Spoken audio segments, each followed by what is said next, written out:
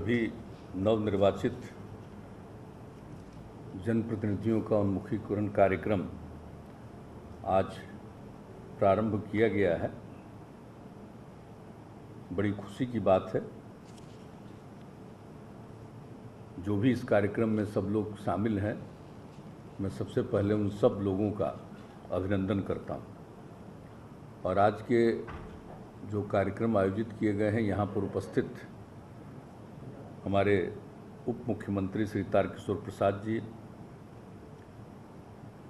माननीय उप मुख्यमंत्री श्रीमती रेणु देवी जी,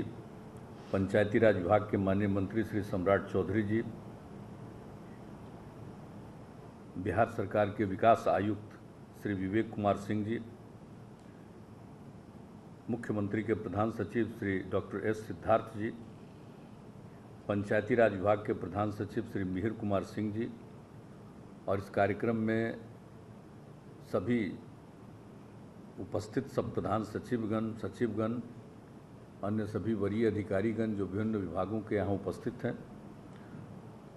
और इस कार्यक्रम में वेब कास्टिंग के माध्यम से भाग ले रहे सभी नवनिर्वाचित जिला परिषद के अध्यक्षगण, उपाध्यक्षगण, सदस्यगण, पंचायत समिति के प्रमुख, पंचायत समिति के सदस्यगण, ग्राम पंचायत के मुखिया, सभी वार्ड सदस्यगण, ग्राम कचहरी के सरपंच और पंचगण, सब लोग मौजूद हैं, उपस्थित हैं। और इस वेब कास्टिंग के माध्यम से जुड़े हुए सभी जिला पदाधिकारीगण, प्रखंड स्तरीय सभी पदाधिकारीगण एवं कर्मीगण, और इस कार्यक्रम से जुड़े हुए सभी विशिष्ट अतिथिगण,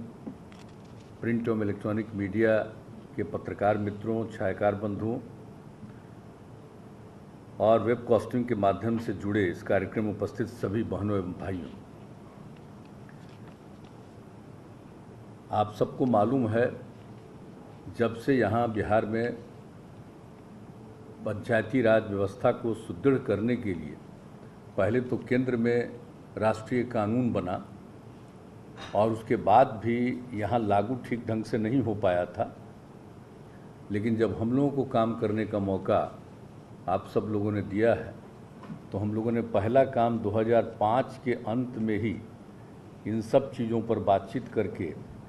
और इन सब चीज़ों के बारे में सोचा और उसके लिए कानून भी बनाया। 2006 में चुनाव था और उस चुनाव के सिलसिले में ही सब कुछ हम लोगों ने अपना निर्णय किया था, ये आप सब लोगों को मालूम है। और जो राष्ट्रीय इसमें कानून बना था, प्रावधान था, उसमें किया गया था कि पंचायती राज संस्थाओं में, इन सभी संस्थाओं में, चाहे जिला स्तर पर हो, 3 स्तर पर वो उसका प्रावधान जो है, वो सभी तीनों स्तर पर जो सब कुछ प्रावधान था उसमें ये किया गया था कि कम से कम लगभग 1/3 महिलाओं के लिए भी इसमें आरक्षण होगा। और जब हम लोगों को मौका मिला तो हम लोगों ने कहा, तो ये तो कहा गया है कि कम से कम 1/3, तो बिहार में ही हम लोगों ने सोच लिया था कि हम महिलाओं को 50% करेंगे, 50% का आरक्षण। बिहार पहला राज्य, और बिहार में जब ये लागू हुआ तो कई दूसरे राज्यों ने भी इसको करना प्रारंभ किया था, लेकिन हम लोगों ने जो शुरू कर दिया, और उसके चलते कितनी बड़ी संख्या में महिलाओं का अवसर मिला है। और अब तो आप देखिएगा कि जो चुनाव होता है तो 50% से भी ज़्यादा महिलाएं चुन करके आ जाती हैं। तो एक तरह से ये जो व्यवस्था हुई है कि अगर सब जगह महिलाएं भी सक्रिय होंगी तभी कोई काम बेहतर हो सकेगा। तो जब कानून बना था, केंद्र के द्वारा नियम बना था, उसमें भी ये बात आई, और राज्य सरकार को अधिकार जो था उसके हिसाब से हम लोगों ने अपने कानून में संशोधन किया। तो ये तो काम महिलाओं के लिए किया। और उसके बाद आप जानते ही हैं कि 2000 में जो चुनाव 2001 में हुआ था, जो कुछ भी, तो उसमें क्या स्थिति आ गई थी, किसी को कोई आरक्षण नहीं था। तो इन सब चीज़ों को देखते हुए ही हम लोगों ने जो प्रावधान किया और उसमें यही कर दिया कि पिछड़े वर्ग की जगह पर पिछड़े वर्ग को अति पिछड़ा वर्ग के रूप में ही, और उनको 20% का आरक्षण, और फिर अनुसूचित जाति और अनुसूचित जनजाति को क्रमशः 12% और 1% का, 16% और 1% का आरक्षण हम लोगों ने ये प्रावधान कर दिया। और उस समय से ही आप समझ लीजिए कि इस बार का जो चुनाव है चौथा चुनाव, और उसी समय जब ये बात शुरू हुई थी तो एक बात हम लोगों ने बाद में और भी तय किया कि भाई जो कुछ भी काम हम लोग कर रहे हैं, रिजर्वेशन लोगों को दे रहे हैं, महिलाओं के लिए और बाकी सब लोगों के लिए जो रिजर्वेशन कर रहे हैं, तो इसके बारे में और कुछ बात होनी चाहिए। तो हम लोगों ने कह दिया कि 10 वर्ष में, यानी 2 चुनाव के बाद फिर से सभी जगहों में परिवर्तन होगा। जो महिलाओं के लिए आरक्षण है, जो अति पिछड़ों के लिए है, अनुसूचित जाति जनजाति के लिए है, तो सबका एक चयन होगा। और अब देख लिए कि आपका इस बार हुआ है, अब अगली बार होगा, उसके पहले ये सारा चीज़ होगा, सब लोगों को मौका मिलेगा। यानी हर इलाके में सब लोगों को अवसर मिले, इसका प्रावधान हम लोगों ने अपने नियमों के मुताबिक कर दिया।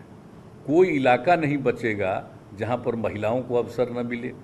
ऐसा कोई इलाका नहीं बचेगा जहाँ पर अनुसूचित जाति को मौका न मिले, ऐसा कोई इलाका नहीं मिलेगा जहाँ पर अति पिछड़ों को मौका, मतलब आप समझ लीजिए सबको अवसर मिले। तो ये प्रावधान हम लोगों ने शुरू में ही किया। और इसके अलावे तो एक एक कई तरह की चीज़ें भी तो की गई। और जो पहला बार उस समय हुआ था हम लोगों का, तो 14वां जो वित्त आयोग था, उस वित्त आयोग में जो केंद्र से पैसा आया तो सिर्फ पंचायती जगह पर, माने पंचायत के स्तर पर ही मिला, बाकी मिला नहीं दोनों। तो इसके लिए हम लोग निरंतर करते रहे प्रयास कि साहब ये तो होना चाहिए, जिला स्तर पर भी मिलना चाहिए, प्रखंड के स्तर पर भी मिलना चाहिए, ये सिर्फ पंचायत के स्तर पर मिल रहा है तो ये तो प्रावधान होना चाहिए। हम लोग काफ़ी करते रहे। और उसके बाद जब 15वां आयोग बना तो उसमें भी हम लोगों ने इस बात को प्लीड किया राज्य सरकार की तरफ से पूरे तौर पर। और उसके बाद अपना जो 15वां आयोग बना तो उसने प्रावधान कर दिया। अब तो तीनों को प्रावधान केंद्र की तरफ से जो भी आवंटन होता है उसमें ये प्रावधान भी किया गया। तो हर तरह से जो कुछ भी हम लोगों से संभव था हम लोगों ने सब लोगों के लिए तो ये सब सारी व्यवस्थाएं करने की कोशिश की है। और आप जानते ही हैं कि हम लोग तो हर तरह से लोगों के लिए कुछ न कुछ लोगों को मिल जाए, हर महीने के हिसाब से कुछ मिले सब लोगों को, जितने लोग भी इलेक्ट होते हैं उनको। और अगर किन्हीं का किसी कारण उनके दौर कार्यकाल में अगर किसी कारण से निधन हो गया तो फिर उनके परिवार को भी हम लोगों की तरफ से 5 लाख रुपया उनके मृत्यु होने पर आश्रित देने के लिए, तो ये सब प्रावधान हम लोगों ने अपने समय से सब कुछ किया। अब आपको मालूम है कि जो कुछ भी हम लोगों की इच्छा हुई तो हम लोगों ने क्या शुरू किया, पंचायत सरकार भवन नाम दिया। पंचायत भवन नाम नहीं दिया, हमने नाम दिया पंचायत सरकार भवन। यानी जो भी व्यवस्था हुई हम उनको भी मानते हैं कि सरकार सिर्फ हमारी सरकार नहीं है राज्य में, बाकी लोग भी हैं, वो भी सरकार के तौर पर हैं। इसलिए हम लोगों ने आप जानते हैं पंचायत स्तर पर जो नामकरण किया उसका नामकरण किया पंचायत सरकार भवन। और उसके लिए तो हम लोगों ने कहा कि भाई सबसे पहले 6 हिस्से में बांट करके 1/6 के लिए काम करना शुरू किया। तो ये सब चीज़ तो हम लोगों ने शुरू किया। और फिर विश्व बैंक से भी हमारी बात हुई तो उन लोगों ने भी कहा कि ठीक है, 300 जगह के लिए उन लोगों ने भी प्रावधान किया। तो ये सब करते